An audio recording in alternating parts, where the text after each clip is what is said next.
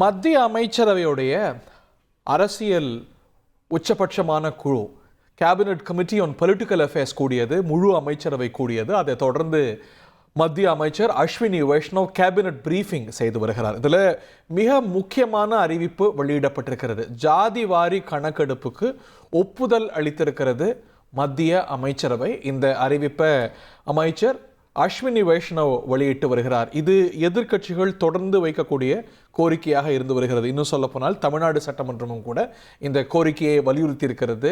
தமிழ்நாட்டில் பல கட்சிகள் வலியுறுத்தி வருகின்றார்கள்.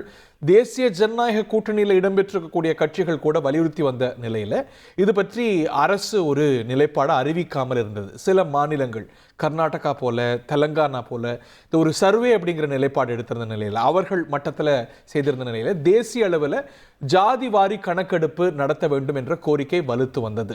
இந்த நிலையில் மத்திய அமைச்சரவை ஜாதி வாரி கணக்கெடுப்புக்கு ஒப்புதல் அளித்திருக்கிறது. இது ஒரு மிகப்பெரிய பிக் பிரேக்கிங் நியூஸ் என்று தான் சொல்லணும்.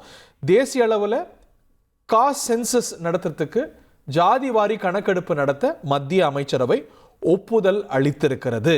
இது முக்கிய செய்தியாக வந்திருக்கிறது. மத்திய அமைச்சரவை கூடி இந்த முக்கிய முடிவுக்கு ஒப்புதல் அளித்திருக்கிறது. உங்கள் தந்திவன் தொலைக்காட்சியில் கணபதியே வருவாய் தினமும் காலை 7 மணிக்கு காண தவறாதீர்கள்.